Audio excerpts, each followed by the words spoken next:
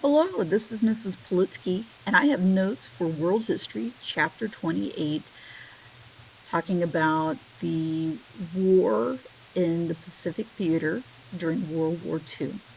And you're going to need your guided notes to kind of follow along. And so we're going to go ahead and get started. We're going to talk a little bit about specifically what happened with Pearl Harbor today, and then kind of moving our way through the war itself.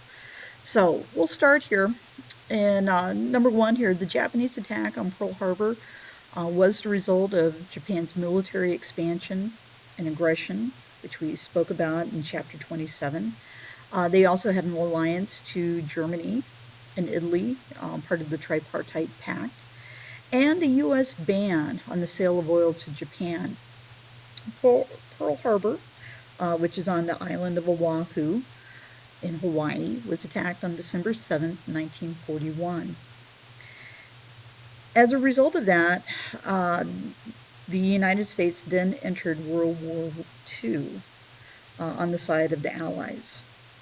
And number two, the head of the Japanese government was a man named General Hideki Tojo. And yesterday we talked a little bit about Emperor Hirohito. He was basically the divine figurehead of Japan, Imperial Japan. And he, for the most part, was kind of kept away from the public during the war.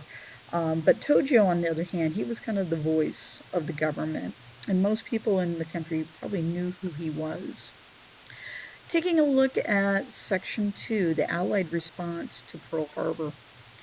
During the attack on Pearl Harbor, the Japanese were able to destroy U.S. Pacific fleets, particularly the destroyers and battleships. But the one thing they were not able to get was our aircraft carriers. For some reason, they were not at the harbor the day of the attack, and we were able to kind of use those carriers to kind of help us get back on a war footing during the war in the Pacific. The early months of the war in the Pacific, the Japanese were better equipped and fighting closer to their homeland. They were able to conquer Hong Kong, Singapore, and Burma, as well as many other strategic islands in the Pacific.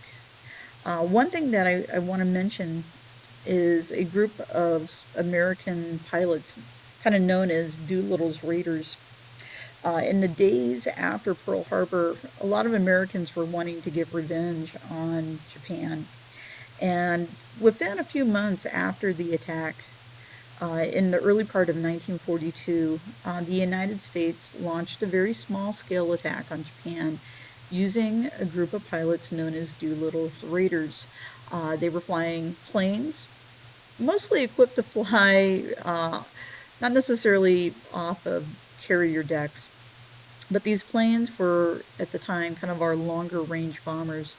And they flew from kind of, near the Japanese mainland, drop bombs over Japan, and the goal was to fly and drop those planes off for the Chinese so that they could use them in their battles against the Japanese. Unfortunately, these raiders were sighted by a Japanese fishing boat, and their attack wasn't necessarily so much a surprise. And so as they were flying over China, the Japanese were prepared to take them into custody. The planes themselves never really went into the hands of the Chinese. Many of these planes crash landed or were so badly damaged that they couldn't be used in combat again.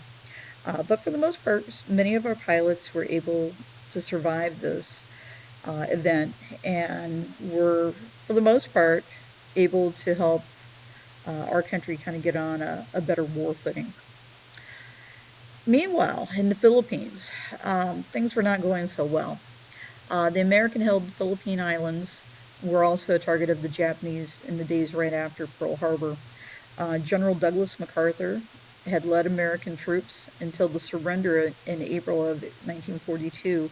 MacArthur was noted for saying that I shall return, and he left the islands, and many of his men were actually captured. The Japanese forced 70,000 American prisoners and Filipino prisoners to march to a distant prison that would be known as the Bataan Death March.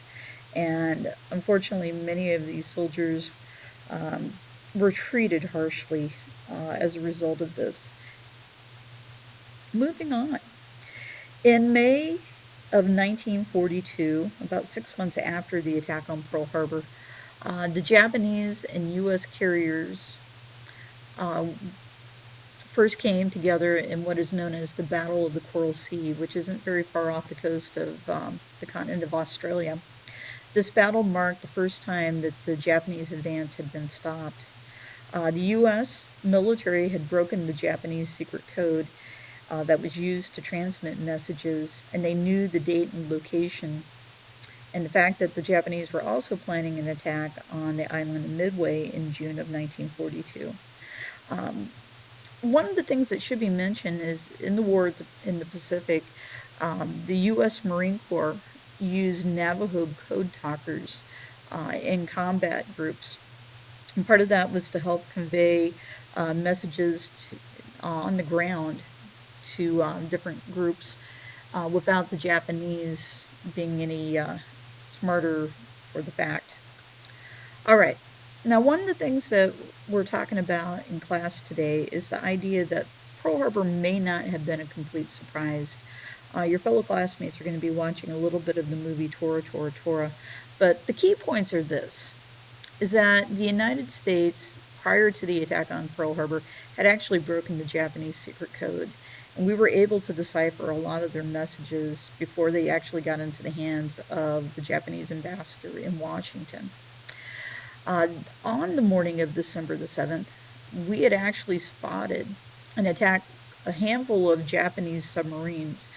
These were what we would call miniature subs that were probably known for maybe holding two, maybe three sailors at a time.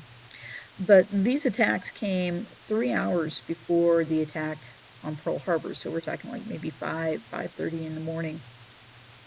And then finally, in the hours and minutes leading up to the attack, the United States was using radar, which at that time was a top secret tool for the military, and it actually spotted the planes coming in on radar. Unfortunately, we may not have recognized that this was the enemy.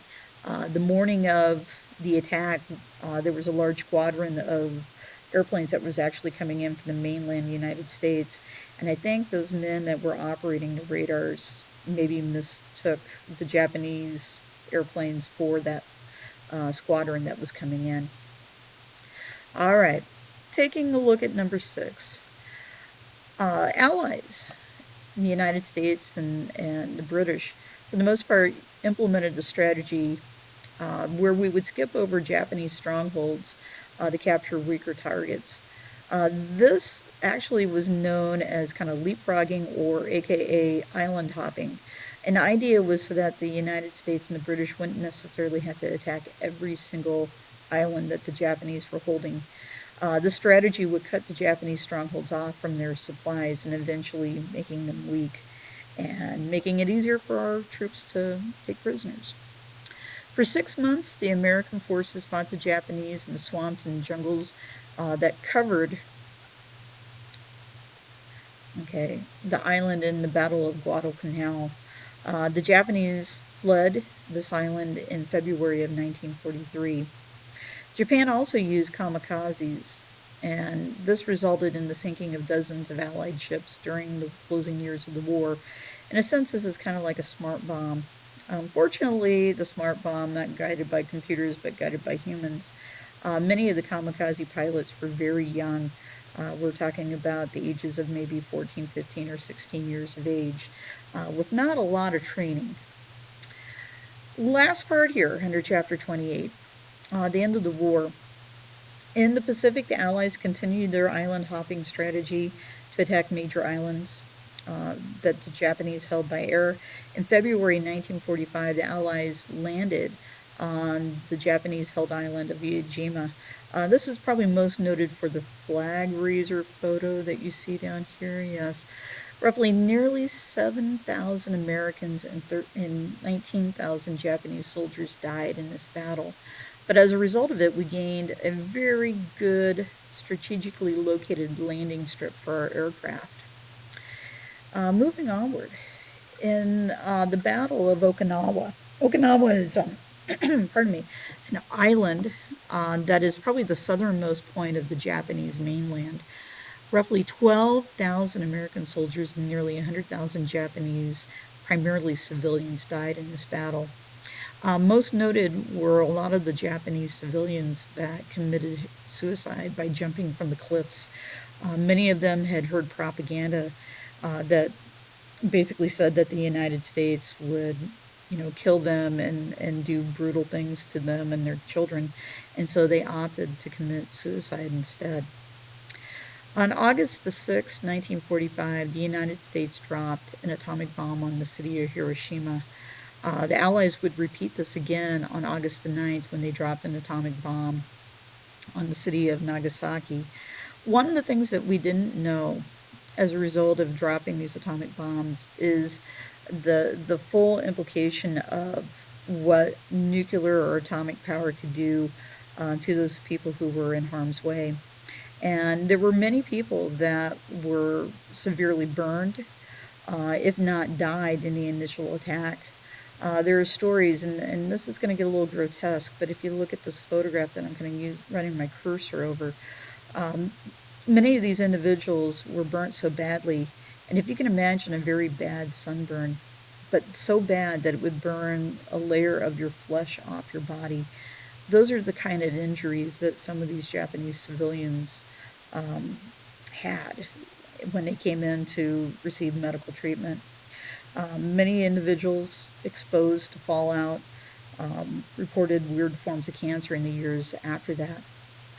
One thing that we should take note, because we're from Nebraska, is that the plane, the Enola Gay, which was a B-29 bomber, was actually manufactured in Bellevue, Nebraska, at that time known as the Martin Bomber Plant. Today would be located on the Offutt Air Force Base. Nevertheless, this is a plane that was very unique.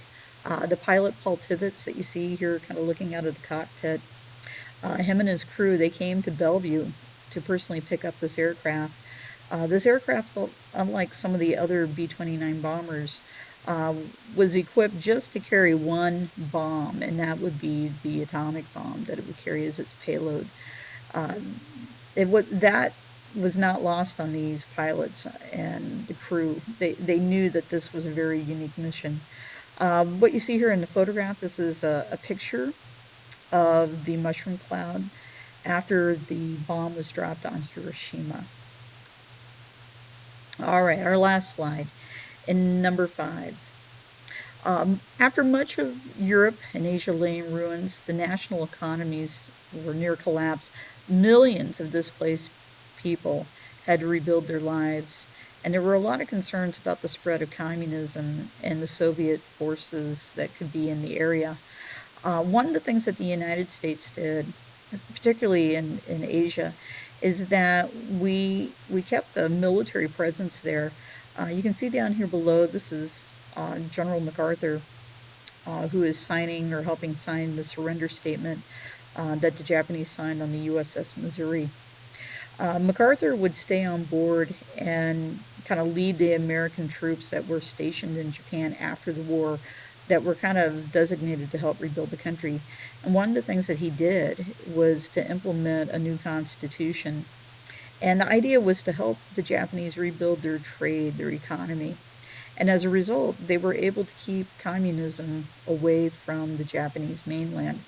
But in the days right after the war, that was a huge fear that the United States had. All right, thank you very much.